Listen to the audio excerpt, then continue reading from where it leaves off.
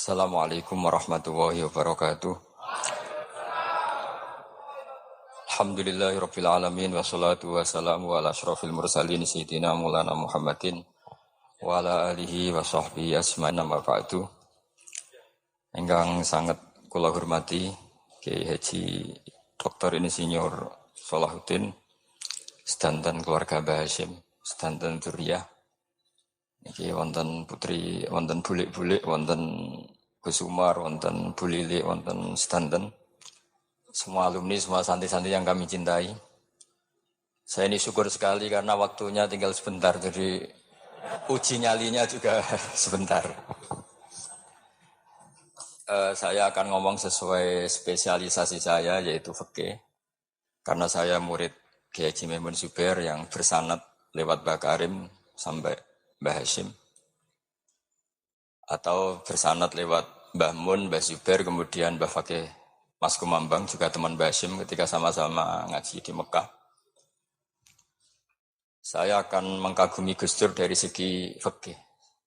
Ketika Gus Dur dilengsarkan dari presiden, yang paling saya kenang dan para ulama seluruh Indonesia, mungkin seluruh dunia mengenang adalah keberhasilan Gus Dur mengelola konflik itu tidak pertumpahan darah. Itu satu prestasi yang insya Allah jadi amal beliau, semoga mendapat ridhonya Allah Subhanahu wa Ta'ala. Karena yang paling dihindari oleh Islam sebisa mungkin adalah jangan ada darah menetes, apalagi hanya demi kekuasaan. Sehingga Rasulullah SAW sampai berdamai ketika terjadi tarik ulur di Sulhul Hudaybiyah. Saat itu Suhail bin Amr memberi sekian poin yang mendikte Rasulullah, semuanya merugikan Rasulullah. Tapi semuanya merugikan Rasulullah, tidak ada yang menguntungkan sama sekali. Tapi Rasulullah menuruti itu semua demi tidak pertumpahan darah. Padahal Suhail bin Amr zaman itu masih kafir. Sehingga menjadi fikih bahwa perdamaian itu harus kita jaga. Sampai ada ayat wa in janahu lisalmi fajnalaha wa tawakkal 'ala Allah. Jika mereka ingin damai, kamu harus menuruti itu. Sehingga damai itu pula yang zaman era Gus Wahid, ketika beliau menginginkan negara berdasar Islam, itu banyak di buku, termasuk beliau panitia 9 persiapan kemerdekaan Pebuki, juga tadi Gus Salahuddin cerita. Beliau akhirnya kompromi juga dengan negara yang berbentuk Pancasila. Kemudian itu disosialisasikan era Muktamar Situbondo, yaitu Kiai Haji Ahmad Siddiq, didukung oleh Gus Dur karena zaman itu beliau kalah sepuh sama Kiai Haji Ahmad Siddiq. Jadi itu fikih-fikih yang saya menjadikan pengagum Gus Dur, karena ibadah Darul Mafasid Muqaddamun ala Jalbil Masalah adalah ibadah yang luar biasa. Berikutnya saya mohon sama Kiai Haji Salahuddin Wahid berkenan saya cara berpikir begini untuk Gus Dur. Jadi saya ini dari keluarga Kiai, saya juga senasab dengan keluarga Mbah Hasyim karena sama-sama turunan Mbah Sambul Lasem. Jadi beliau adalah Abdurrahman bin Wahid bin Hasyim bin Asy'ari bin Wahid lagi, terus bin Abdul Halim 2 sampai Mbah Sambu. Kira-kira nasabnya sama dengan saya, dengan Mbah Hamid yang dari jalur itu. Saya mau bercerita begini. Watak seorang cucu itu biasanya mengalir dari pikiran besar mbah-mbahnya atau leluhurnya. Karena setiap mbah-mbahnya pasti berdoa dzurriyyatan thayyibah, yaitu anak cucu yang baik. Saya sengaja di sini bawa kitab yang ditulis oleh Muhammad Asad Shihab, seorang Libanon. Menulis bahwa Mbah Hasyim Asy'ari adalah terhitung sebagai mujaddid, sebagai pembaharu Islam, setidaknya di Asia sini atau di Indonesia. Di sini ada kitab ini diterjemah beberapa kali, sebagian oleh Kiai Haji Mustafa Bisri, sebagian oleh Kiai Sodik Semarang. Saya punya edisi asli, edisi Arabnya, karena saya dari awal ingin ngaji sama santri-santri Tebuireng. Karena buyut-buyut saya itu termasuk gurunya Mbah Soleh Darat. Jadi buyut saya yang di Kudus, Pondok Damaran itu dulu Mbah Soleh Darat pernah ngaji di situ. Dan Mbah Hasyim kecil pernah ngaji sama Mbah Soleh Darat. Dan tentu biasa itu dalam ilmu sanad. Guru-guru saya indukannya di Mbah Hasyim juga pernah ngaji beberapa ulama di Pantura. Dan saya pastikan di antara perilaku atau manhaj Mbah Hasyim adalah, ini saya baca, guru-guru beliau kemudian ada perilaku yang persis ditiru Gus Dur. Jadi itu bukan sekedar bukan sekedar mitos atau kebetulan, beliau punya pilihan-pilihan yang dipilih sampai akhir hayatnya. Di sini ada cerita proses Mbah Hasyim ngaji, kemudian pernah ada seorang Jerman mau belajar Islam sama Mbah Hasyim, kemudian ditemui beliau dengan sangat hangat. Ketika sudah mengenal Islam secara detail, ya saya ulang lagi, ketika sudah mengenal Islam secara detail, beliau ngendikan, kamu jangan tergesa-gesa, kata beliau, kamu harus menerima Islam ini secara al-bayyinah, secara argumentatif, secara logika yang benar, jangan karena terpaksa. Itu pula yang akhirnya Mbah Hasyim mendorong khurriyatul fikri. Orang itu harus merdeka dalam berpikir. Itu pula yang mengilhami Rasulullah SAW ketika Sulhul Hudaybiyah. Orang kafir yang masuk Islam harus dikembalikan ke habitat kafir, karena itu habitat asli. Karena rata-rata dulu suku Mekah zaman itu kafir semua. Tapi yang orang Islam masuk kafir harus dibiarkan karena dianggap kembali ke habitat. Tentu semua perjanjian itu merugikan Rasulullah SAW. Tapi yang unik, Rasulullah itu menerima itu semua. Kata Rasulullah, sudah perjanjian itu kita terima saja. Akhirnya perjanjian itu diterima. Kemudian tapi Nabi hanya minta satu hal. Orang kafir Quraisy tidak boleh melarang orang diskusi Islam. Akhirnya mereka diskusi tentang Tuhan, tentang agama, tentang macam-macam. Sehingga mereka akhirnya membandingkan, namanya punya Tuhan batu sama Tuhan yang disebut Muhammad. Tentu mereka masih jangkar pakai nama Muhammad. Mereka diskusi. Kalau kita punya Tuhan berhala, efeknya begini-begini. Kalau Tuhan kita banyak, efeknya gini-gini. Diskusi. Yatafawaduna fil hadis. Mereka diskusi secara terbuka. Terus fama ahadun ya'kilu syai'an illa dakhala fihi. Kemudian seseorang yang berpikir secara benar, yang mengenali Islam, pasti akan masuk Islam. Sehingga karena mereka diskusi bebas tanpa tekanan, akhirnya mereka memilih Islam. Dan setelah memilih Islam, mereka akhirnya ikrar Islam sama ikrar ya, cara sekarang ikrar, kemudian menjadi Muslim. Dan otomatis perjanjian itu dibatalkan. Makanya kata Imam Zuhri, guru Imam Malik, maka nafathun a'zuma fil Islam min sulhul Hudaybiyah. Enggak ada kemenangan Islam sehebat kemenangan dalam Hudaybiyah, yaitu orang berbebas berpikir. Kemudian kebebasan berpikir ini pasti mengarah ke mengakui yang benar, menanggalkan yang salah. Tentu orang dulu mendewa-dewakan Lata Uzza, pokoknya menuhankan makhluk, menjadi sadar bahwa itu aneh. Kenapa kita harus sembah batu yang dipahat? Kenapa kita harus menyembah makhluk dan sebagainya, dan akhirnya mereka Islam. Tapi dulu kalau suasana perang itu keinginan orang hanya ingin menang kalah. Jadi yang kafir itu hanya ingin menang, pokoknya jangan sampai kalah. Enggak pernah berpikir Islam itu apa. Di mana-mana perang itu ya pikirannya menang kalah. Tapi setelah enggak ada perang, meskipun segala perjanjiannya merugikan Islam, orang akan berpikir secara objektif. Makanya fama ahadun ya'kilu syai'an illa dakhala fihi. Tidak ada seseorang yang berpikir tentang Islam kecuali akhirnya masuk Islam.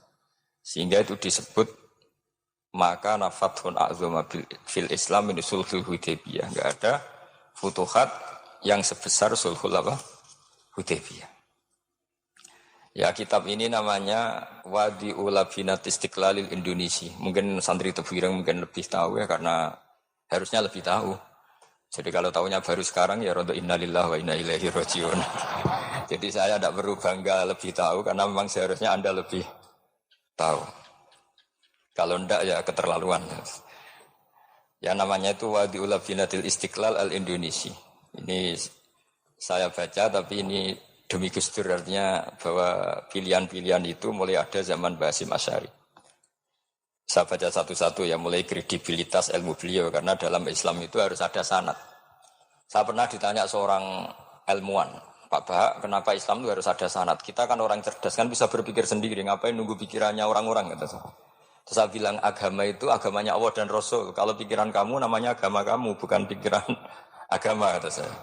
Kalau kamu punya pikiran, yang namanya pikiran kamu, tidak agama. Kalau agama itu harus bersanad. Jadi pikirannya Mbah Hasyim sama dengan pikirannya Mbah Mahfud pikirannya sama dengan Said Abi Bakar Sato sama dengan Sayyid Zaini Dahlan dan seterusnya. Sampai logika itu sampai Rasulullah Shallallahu Alaihi Wasallam. Saya beri sekian contoh. Pikiran yang kita ciptakan bisa salah, misalnya begini. Dulu misalnya Nabi pernah bersabda, al-qatil wal maqtul finnar, pembunuh yang dibunuh sama-sama neraka.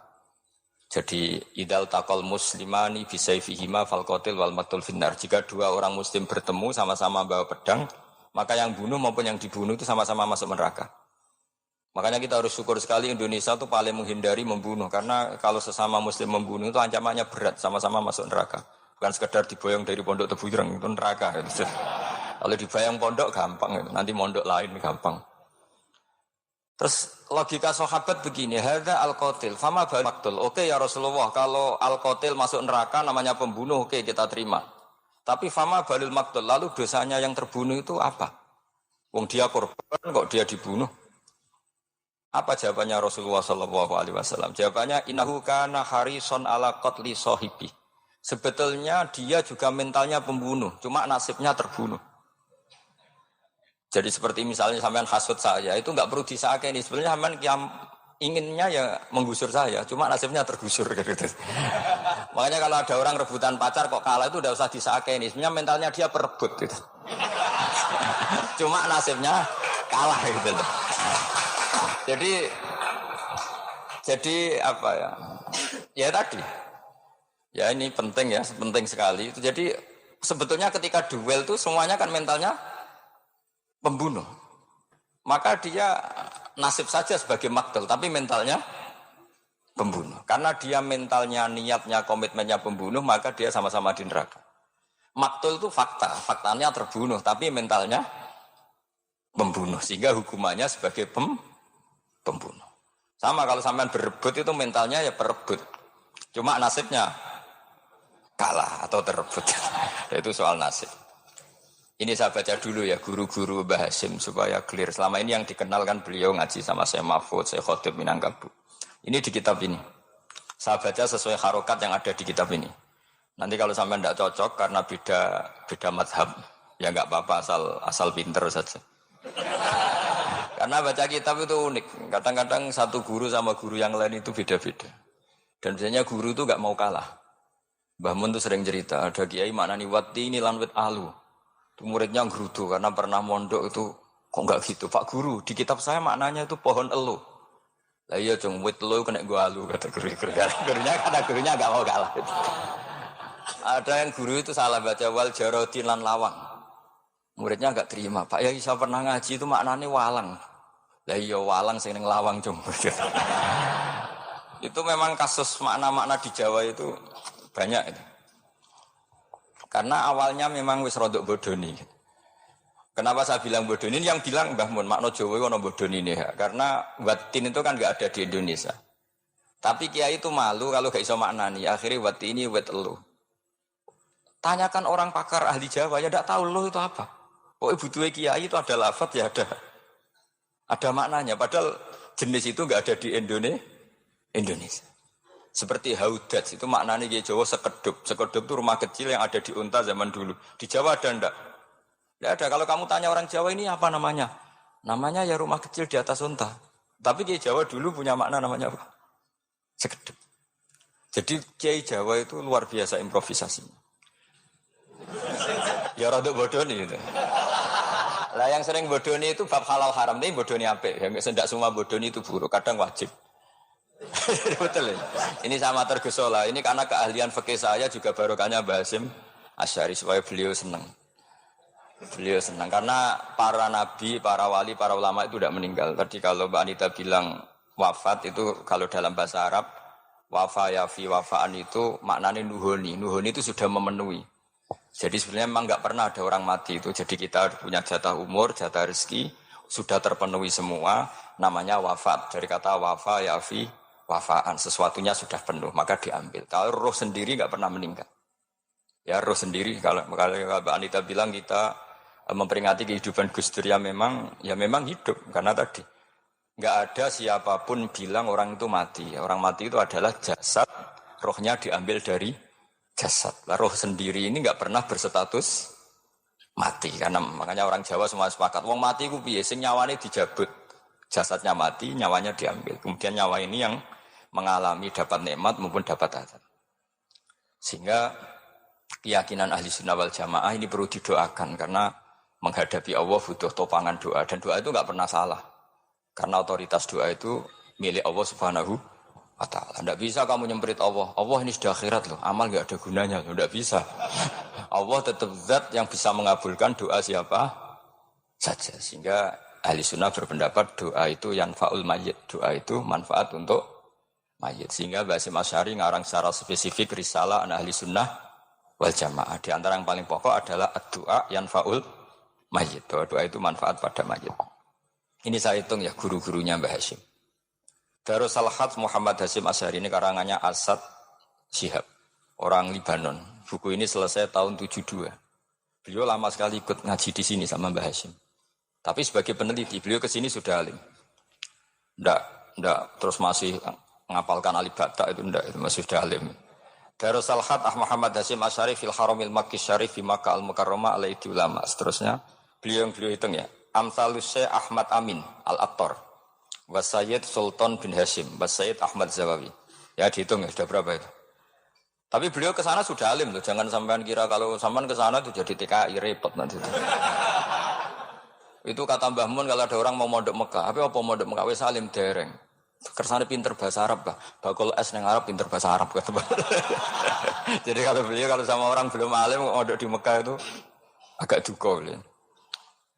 Ya, Syekh Ahmad Amin Al-Attar, wa Sayyid Sultan bin Hasyim, wa Sayyid Ahmad Zawawi, wa Syekh Ibrahim Arab, wa Sayyid Ahmad bin Hasan Al-Attar, wa Syekh Said Al-Yamani. Ini yang gurunya Mbah Zubair juga, guru-gurunya keluarga Sarang, wa Sayyid Husain Al-Habsyi. Ini mbah-mbahnya keluarga Habib Anis Solo. Jadi, ya pokoknya keluarga besar Solo, karena kita tahu Habib Anis itu bin Alwi, bin Ali yang punya simtud, Duror bin Muhammad bin Husain. Alladzi tawalla mansibal iftah hatta wafatul maniyah wa Sayyid Bakar Sato. Ini yang ngarang Anatul Talibin. Wa Syekh Rahmatullah wa Sayyid Alawi bin Ahmad As-Seggaf. Ini yang ngarang Tarsihul Mustafidin. Kita tahu sarah i'anah paling terkenal adalah dua I'anatul Talibin dan Tarsihul Mustafidin. Itu dikarang oleh Alawi bin Ahmad As-Seggaf. Terus wa Sayyid Abbas Al-Maliki. Itu banyak Sayyid Muhammad. Karena kita tahu Sayyid Muhammad adalah Muhammad bin Alawi bin Abbas. Ya, Muhammad bin Alawi bin Abbas, itu juga gurunya Mbah Hasyim, wa Sayyid Abdul Az-Zawawi, wa Syekh Saleh Bafadol, wa Syekh Sultan Hasyim Daghestani. Jadi selain guru-guru di Indonesia termasuk Mbah Mahfud Termas, Syekh Khotib Al-Minangkabau, beliau punya guru-guru itu yang saya sebut. Lalu barokahnya guru-guru itu, ya barokahnya guru-guru itu, Mbah Hasyim berpikir seperti itu. Dan berpikir seperti itu yang mengilhami Gus Wahid. Kemudian Gus Wahid mengilhami Gus Dur. Kenapa saya cerita ini? Supaya kamu tahu bahwa pikiran-pikiran besar Gus Dur itu ada sanadnya. Jangan sampai kamu berpikir Gus Dur cerdas muka kan delok film lah. Terus gue delok film kan ya repot gitu. Jadi makanya ini. Karena banyak juga yang cerita Gus Dur sebagai budayawannya, sebagai demokratnya, sebagai pluralisnya. Yang cerita itu kan sudah ada. Masa saya disuruh cerita itu lagi? Jadi kalau sampean saya cerita itu lagi kan coro Jawa tahsilul hasil. Jadi itu tidak bidang saya. Bidang saya akan melihat Gus Dur sebagai cucu Mbah Hasyim siapa? Asy'ari. Ini saya baca ya. Ini bahasa Jerman tapi sudah diagak-agak Arabkan. Ma'al Muhandis Karel von Schmidt. Ini Mbah Hasyim. Jangan kira yang pernah berkawan ya bersosialisasi dengan non muslim itu mulai Gus Dur. Mulai Mbah Hasyim ini di halaman 108 kitab tadi. Wadi'ul Labinati Istiqlal Al-Indonesia. Kitab ini boleh sampean gasap kok. Nanti setelah ini tak bawa pulang atau sampean gasap enggak apa-apa. Ini santri-santri tefsir enggak apa-apa. Siap ya? Ya nanti bisa dibajak. Lakot kan seterusnya hakon ziaratil alam Muhammad Hasyim maka nadalika fi yaum ini 7 Juli tahun 1936. Fi maqorihi Tebu Ireng. Haitsu taqaltu indahu bil muhandis Karel von Smith. Wa kanatil fursa saikhal tahadus ma'ahu tawilan. Terus setelah itu ini ceritanya muallif menangi Basim diskusi sama orang orientalis. Ini kata muallif wa hadhil uqdatu takunu aqidatan wa hiya uqdatul mustasyrikin fa kullu shay'in ya'ti minal ghurbiyin wal irobiyyin wa Eropa ya'tabirunahu dasisah. Jadi zaman itu Basim itu sering punya tamu dari Eropa, dari barat, dari macam-macam. Sumastatrodal muhandis fa terus seterusnya sampai. Nah ini cerita saja betapa Basim itu perkawanannya luas sekali. Terus ini cerita akhirnya orang ini sampai masuk Islam. Ketika masuk Islam di antara pesannya Mbah Hasyim, saya ulang lagi di antara pesannya siapa?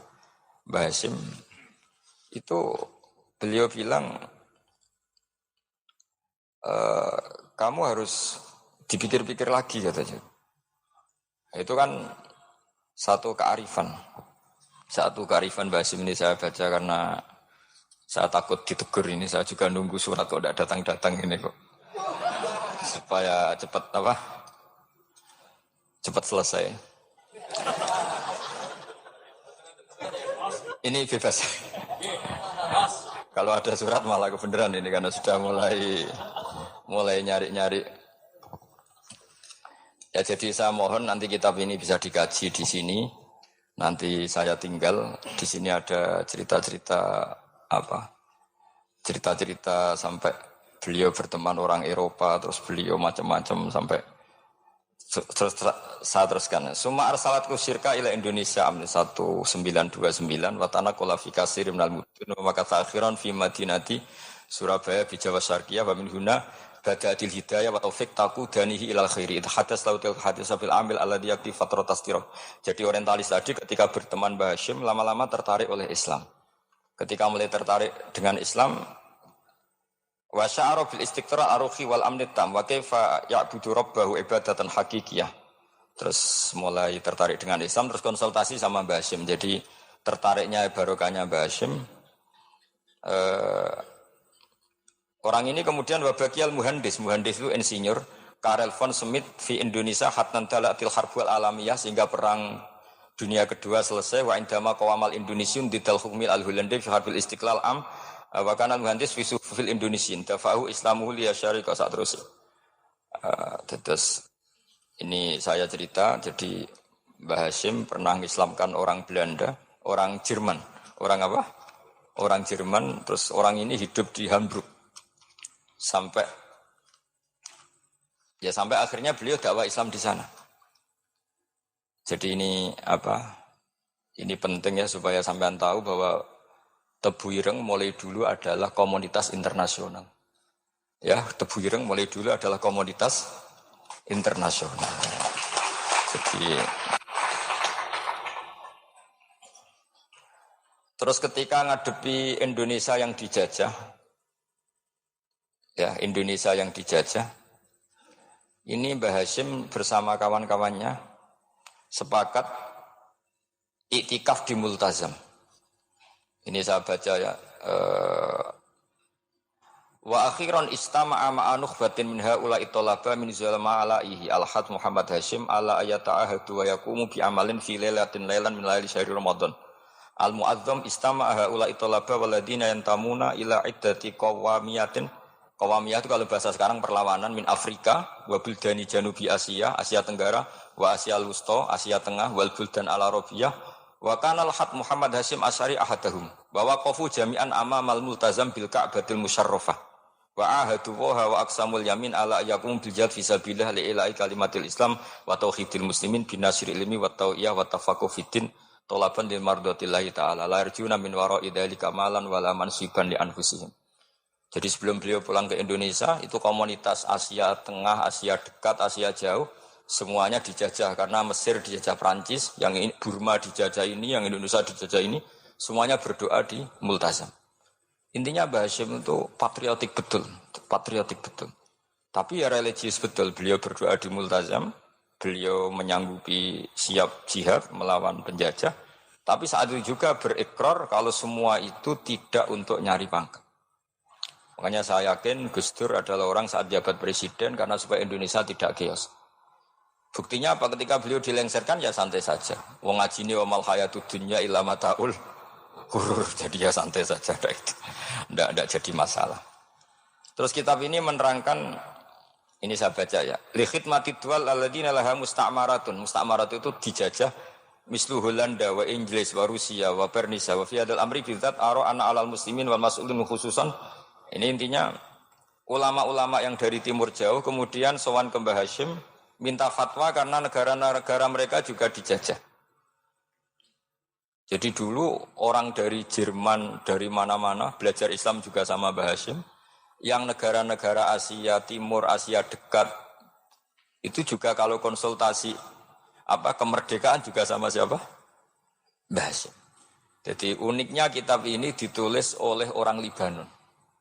Jadi orang Libanon itu saking penasarannya sama Mbah Hashim Asy'ari itu datang ke sini. Ya datang apa? Datang ke sini untuk belajar sama Mbah Hashim. Dan di antara belajar itu kemudian sampai sini ternyata tamu-tamunya Mbah Hashim dari berbagai negara. Mulai yang konsultasi cara memerdekakan negaranya karena mengalami dijajah sampai cara belajar Islam yang benar. Termasuk tadi yang Karel von Schmidt tadi yang masuk Islam karena konsultasi sama Mbah Hashim, padahal dia orang Jerman. Terus di antara kelebihannya Mbah Hashim, ini juga ditiru Gus Dur, wal haji Muhammad Hashim la yajidu kharajan ayuna kisau sami' wal mukhatab. Bal yurahibu bidzalik. Mbah Hashim orang yang enggak tersinggung ketika pendapatnya ditentang atau digugat oleh lawan bicaranya. Beliau santai, tidak terus ya tidak berontak, ya santai aja. Enggak terus angger dibantah, membantah kiai kualat, enggak itu enggak ada sanadnya.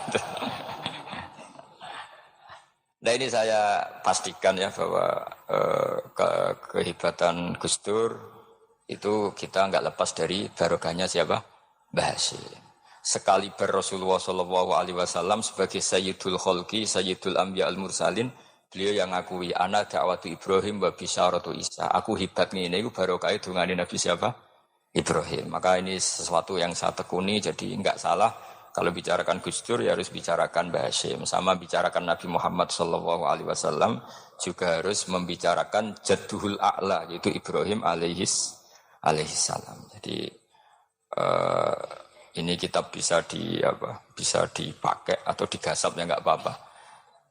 Artinya gini, gasap itu kalau saya ada ridho jadinya gasap, kalau ridho ya jadinya boleh.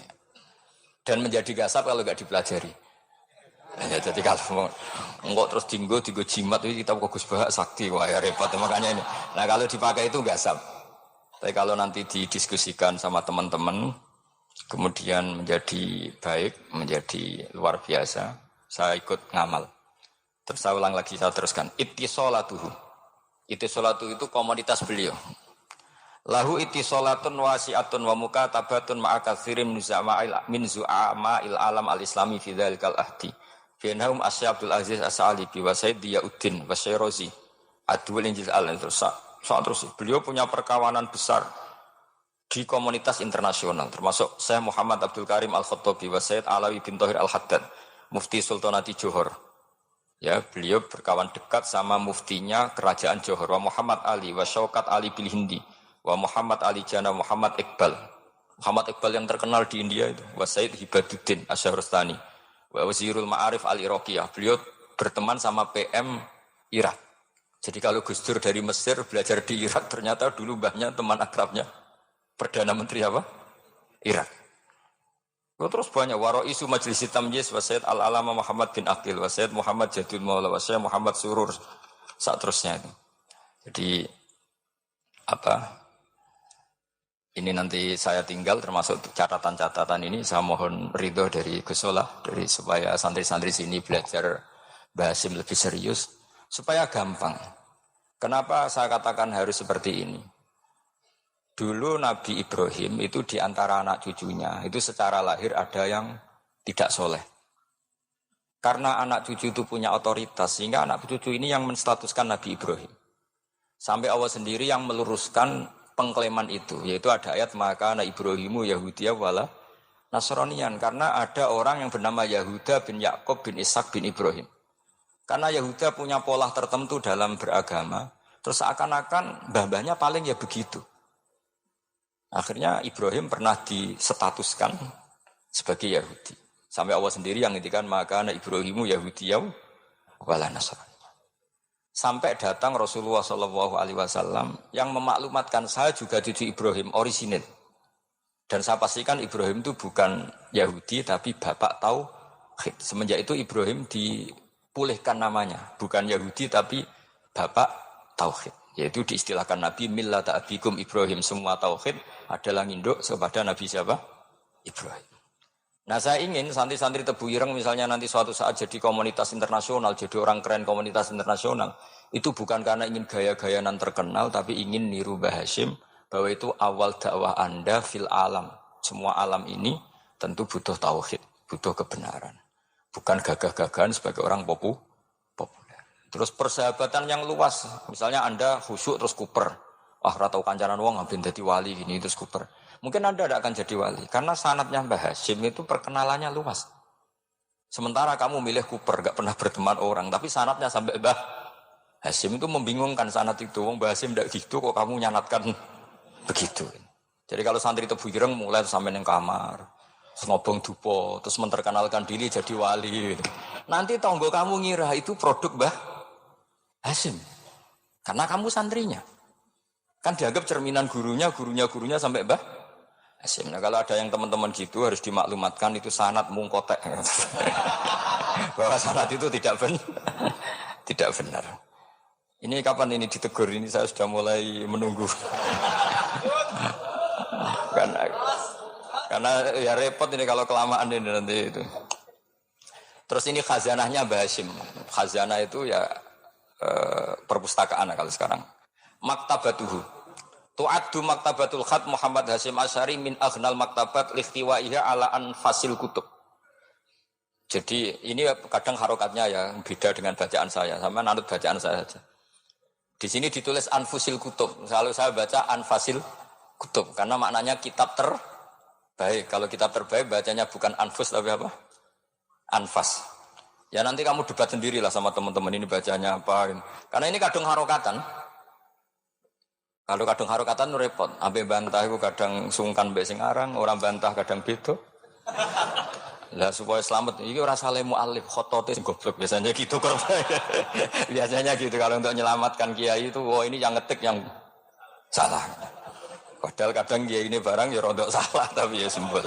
Daripada seudan sama kiai kan mendingan sama pengurus. Ya gitu ya sepakat kan. Jadi ya sudah terus.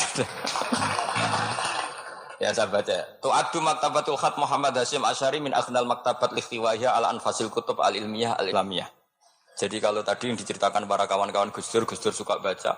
Itu Mbah Hasyim itu kitabnya banyak sekali dan semuanya kitab terbaik. Min matbu'atin baik yang dicetak wa makhtutatin baik yang masih tulisan tangan.